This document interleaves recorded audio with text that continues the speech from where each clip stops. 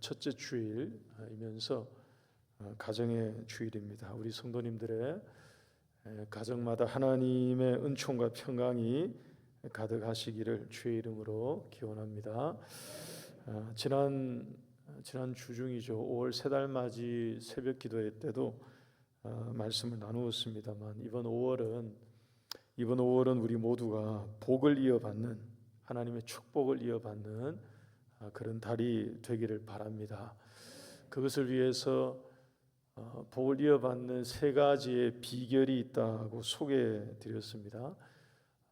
남을 축복하는 마음을 갖자고 말씀을 드렸고요. 그리고 선한 말을 하는 것, 그리고 세 번째는 화평을 구하고 그것을 따르는 것이라고 했습니다. 이렇게 하면 복을 이어받는다고 말씀이 베드로 전서의 말씀이었죠. 말씀이 우리에게 약속해 주었습니다. 특별히 가정에서, 그리고 또 영적인 가정이죠. 우리에게는 영적인 가정인 이 교회 공동체 안에서 가정의 달을 맞이해서 이 말씀이 그대로 저와 여러분들에게 적용될 수 있기를 바랍니다. 그래서 우리 모두가 정말로 하나님이 주시는 그 축복을 이어받는 그런 은혜가 있기를 다시 한번 소망합니다. 우리 가까이 앉으신 분들에게 한번 축복하시면서 인사하시면 좋겠습니다. 가정에 복이 있기를 원합니다. 이렇게 한번 인사해 주십시오. 네, 우리 모두의 가정마다 큰 복이 임하기를 축복합니다. 우리가 오래간만에 누가복음으로 돌아왔습니다. 마리아가 아이를 가지게 된다는 소식을 들었습니다. 여러분, 결혼을 한 신부라면, 결혼을 한 세대 아내라면 이 소식이 더할 나위 없이 기쁜 소식이었을 것입니다. 아이를 갖게 된다는 이 소식. 근데 결혼을 아직 하지 않은, 그러니까 결혼을 할 신부였기 때문에, 특별히 이 고대 사회에서, 당시 사회에서는 이게 있을 수 없는 그런 충격적인 소식이었습니다. 믿음을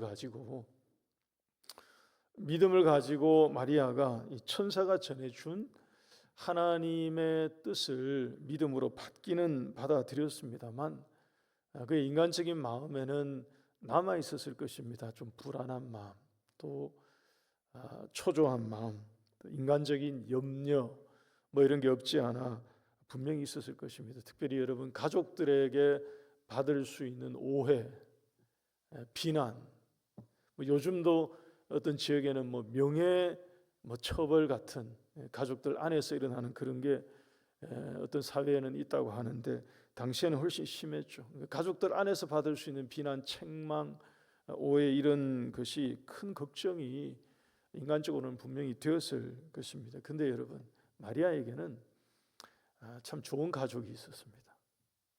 그녀에게는 참 귀하고 좋은 가족이 가까이 있었습니다. 엘리사벳이라고 하는 이 경건한 친족이 이 마리아에게는 있었습니다. 그녀에게서, 엘리사벳에게서 이 마리아가 실은 힘이 되고 축복이 되는 말을 듣게 됩니다. 여러분, 이런 거죠. 우리가 어떤 염려가 생겼고 또 우리의 신앙의 확신이 약해지고 또 사라지고 흔들리게 될 때에 누군가가 옆에서 나를 붙들어 준다고 하면 그게 큰 힘이 될 것입니다. 내 마음이 좀 무너지고 약해지고 모든 것이 삶이 이제 휘청거릴 때 누군가가 옆에서 내게 격려해주고 나를 붙들어주고 용기를 북돋워 주고 하면 정말로 힘이 될 것입니다. 말씀 1장 38절 39절 한번 보시기 바랍니다.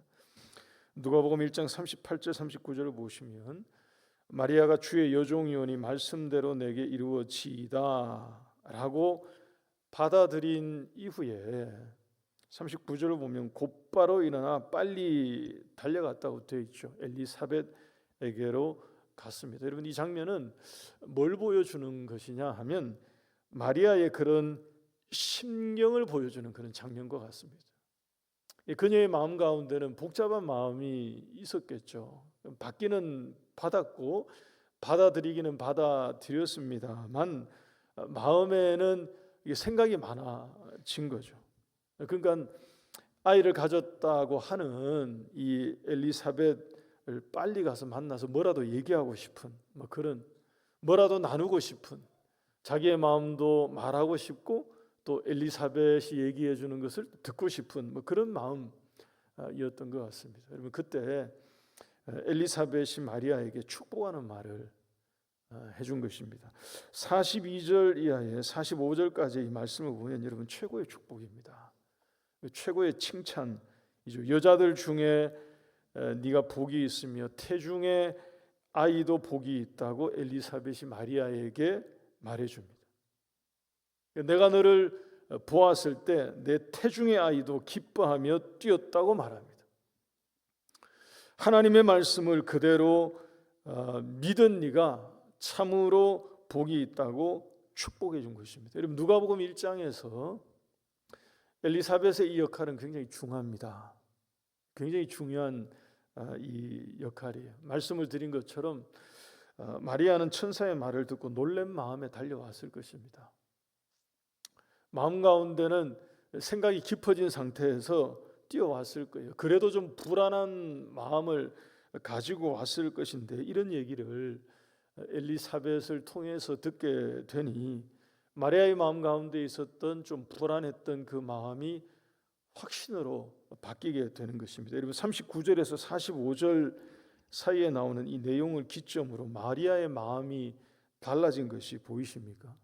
그럼 구조를 한번 보십시다. 이 누가복음 1장에 이 구조를 보시면 그 이전까지는 마리아가 이런 마음인 거죠. 좀 놀란 마음 또는 무서워하는 마음.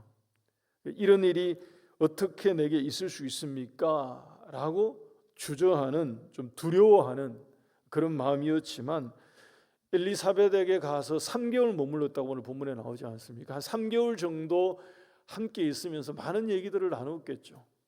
그리고 격려도 받고 위로도 받고 힘도 공급받는 그런 기간이 되었겠죠. 이 기간 동안에 마리아의 마음 가운데 이 두려워하던 마음이 찬양으로 뒤바뀌게 된 것입니다. 여러분, 5월 가정의 달 맞이하여서 저와 여러분들의 가정에, 우리의 가정에 누군가는 이런 엘리사벳과 같은 역할을 하는 사람이 있기를 바랍니다. 여러분, 이거 굉장한 축복이죠. 마리아에게서는 굉장히 큰 힘입니다. 가까이 이런 가족이 있었기 때문에, 그래서 염려하던 마음이 그야말로 평안으로 바뀐 거죠.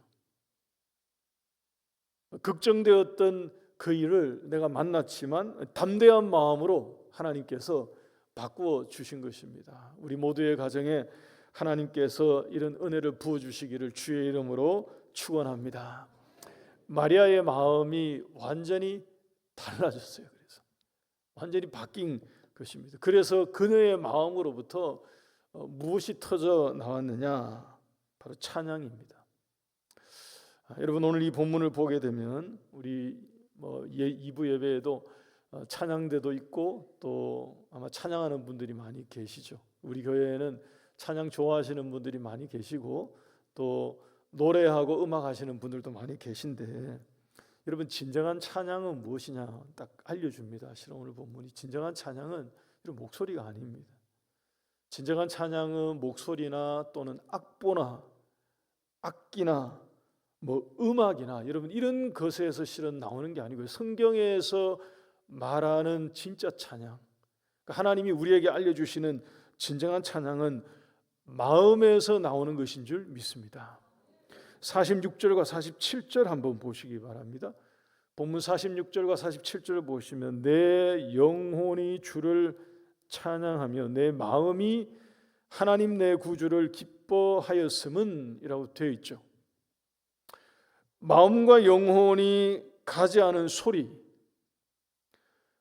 마음과 영혼이 따라가지 않은 그냥 소리, 그것이 담겨져 있지 않은 그것, 여러분, 그것은 노래는 될 수 있어도요, 또 음악은 될 수 있을지 몰라도 찬양의 범주에는 엄밀히 말해서 들어갈 수가 없습니다. 특별히 여러분, 오늘 이 본문에 나오는 이 내용은 교회 음악에 이 자리에도 교회 음악에 조예가 있는 분들이 계실 것 같은데, 교회 음악에 관심이 있고 조예가 있는 분들은 아실 수 있습니다. 성경에 나오는 찬양 중에 오늘 이 본문은 가장 유명한 것 중에 하나입니다. 우리말로 46절에 찬양이라고 번역되어 있습니다만, 여러분 이것은 그냥 성경에서 흔히 찬양을 표현할 때 praise 또는 힘 또는 song, worship 이런 이제 영어 표현 쓰지 않습니까? 이런 것에 해당되는 게 아니고 독특한 용어를 사용한 것입니다. 교회 음악의 아버지라고 알려져 있죠. 바흐가 이 단어를 라틴어로 된 단어를 그대로 용어를 사용해서 이 곡을 만들고 교회 음악을 발표한 그 용어가 지금도 실은 그대로 사용되는 게 있습니다. 여기에 사용된 이 찬양은 라틴어 발음 그대로 마그니피칸트라고 하는 이 특별한 용어입니다. 이것은 그냥 얘기하는 찬양, 노래 이런 거하고는 다른 그런 것입니다. 이게 무슨 뜻이냐 하면, 그래서 찬가라고 표현하거든요. 아마 성경책 중에 여러분들이 가지고 계신 성경책 중에서 문단을 나누어서 소제목을 단 성경책 보면 대부분 이거 마리아의 찬가라고 되어 있을 겁니다. 영어로 보자면 magnify, 그러니까 내 마음이 하나님을 향하여 확장되었다 하는 것을 표현하는 것입니다. 그러니까 이것을 고백하는 고백을 담은 것입니다. 내 마음과 영혼이 하나님을 향하여서 굉장히 크게 열렸습니다 하는 고백인 것입니다. 여러분 우리 교회에 찬양하시는 모든 분들이 이런 마음으로 찬양할 수 있기를 바랍니다. 여러분 이게 진정한 의미에서 찬양인 것입니다. 하나님을 향하여 내 마음이 완전히 크게 열려서 내 영혼과 마음이 하나님의 이름을 극대화하겠습니다. 그러니까 최대치로 표현하겠습니다 하는 이런 걸 담고 있는 거예요. 여러분 성경에 이 단어를 똑같이 같은 단어를 사용한 곳이 몇 군데가 있는데요. 그 중에 하나가 어디냐 하면 같이 한번 보시죠. 빌립보서 1장 20절 21절 말씀을 보게 되면 사도 바울이 복음에 대한 자기 자신의 굉장한 열망을 담아서 고백하기를 이렇게 말합니다. 나의 간절한 기대와 소망을 따라서 아무 일에든지 부끄러워하지 아니하고 지금도 이전과 같이 온전하여 담대하여서 살든지 죽든지 내 몸에서 그리스도가 존귀하게 되게 하려 하나니 이는 내게 사는 것이 그리스도니 죽는 것도 유익함이라. 여러분 이 구절에서 내 몸에서 그리스도가 존귀하게 되게 하려 한다 할 때 존귀하게 되게 하려 한다 하는 이 단어가 오늘 이 본문에 나오는 이 마그니피칸트예요. 그러니까 내 마음 가운데에 이런 마음을 담아서 내 육신의 삶을 통해서 그리스도가 극대화되는 것을 표현한 것입니다. 내 몸으로 할 수 있는 모든 일이, 내 몸이 보여주는 모든 일이, 내 삶이 보여주는 모든 것이 목표가 딱 하나인 것입니다. 모든 것을 통해서 그리스도가 높이 드러나는 것에 그냥 초점을 맞추고 있습니다. 그래서 고백하기를 내게 사는 것이 그리스도이기 때문에 죽는 것도 유익하다는 말이 무슨 말이냐 하면 그리스도를 극대화시키는데 그리스도를 존귀하게 만드는 데 있어서 내 생명이 거기에 필요하다면 내가 그것을 내려놓을 수 있습니다 하는 고백이기 때문에 죽는 것도 오히려 그것 때문에 더 유익하다라고 고백한 그런 것입니다. 기꺼이 내려놓겠다는 그런 것이죠. 진정한 의미에서 주님을 찬양하는 삶 그 자체를 보여준 것입니다. 마리아의 마음이 오늘 본문에 마리아의 마음이 지금 그런 마음으로 채워진 것입니다. 실은 사도 바울의 그런 마음과 정확하게 같은 것이죠. 여러분 정혼한 결혼을 약속한 처녀의 몸에 아이가 잉태되었다고 하는데 자신의 몸을 온전히 헌신해서 그리스도를 존귀하게 하려는 마음이 아니라면 이런 고백을 할 수가 없는 거죠. 그래서 여러분 이것이 하나님을 향한 최고의 찬가가 된 것입니다. 48절부터 오늘 본문 보시면 48절부터 55절까지 여기에 이 창가에 담긴 창가의 내용이 나옵니다. 근데 이 내용을 보면 설명이 조금 더 필요합니다. 마리아의 개인적인 상황과는 이 내용이 실은 달라요. 예를 들어서 여러분 48절 상반절을 한번 보시기 바랍니다. 48절 상반절을 보시면 그의 여종의 비천함을 돌보셨다고 찬양하고 있습니다. 그런데 마리아는 그런 비천한 상황에 놓여 있던 여인이 아닙니다.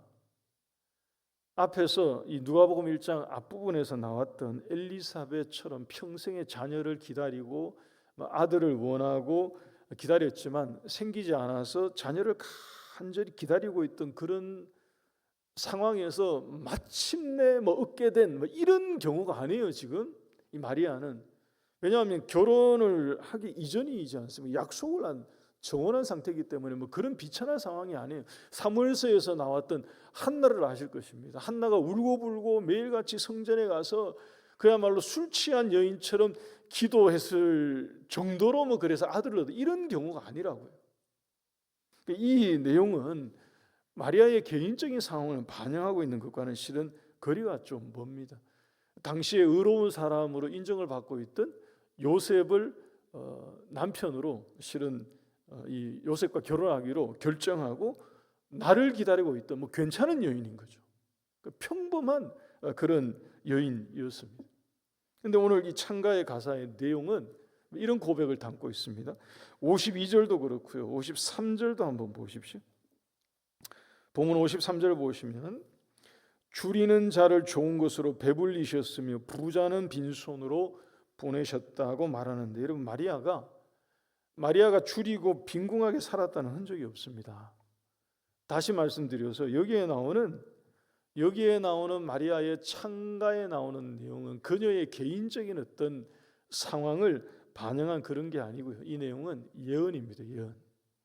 하나님께서 그녀의 몸에 잉태된 예수님이 이 땅 가운데에 나셔서 오셔서 그 예수님을 통해서 장래의 사람들에게 우리에게 행하실 하나님의 일들을 미리 알려주신 복음의 내용을 담은 것입니다. 그래서 여러분 이 마리아의 창가를 복음 이전의 복음이라고 말하곤 합니다. 예수님이 이 땅 가운데 오셔서 선포하실 그 복음 이전에 이미 하나님께서 들려주신 복음의 내용이다 이렇게 말합니다. 여러분 여기에 5가지의 하나님의 은혜가 있을 것을 이 찬양에 담아 주셨습니다. 우리가 이제 이것을 함께 보려고 합니다. 화면 한번 보시기 바랍니다. 여기에 담겨진 하나님이 약속해 주신 5가지 하나님의 은혜가 오늘 2부 예배에 이 자리에 계신 우리 모두에게 이 은혜가 주어지기를 주의 이름으로 축원합니다. 여러분 이 5가지 첫 번째는 하나님의 돌보심입니다. 두 번째는 하나님의 일하심입니다. 세 번째는 긍휼하심, 네 번째는 높여주심, 그리고 5번째는 배불리 먹여주심. 이 5가지 여러분 이 5가지 잘 한번 보세요. 이것은 예수님이 이 땅 가운데 오셔서 공생의 사역 기간 동안에 이 땅에 있는 사람들을 직접적으로 대하시면서 예수님이 베풀어 주셨던 대표 사역들을 말하는 것입니다. 이 5가지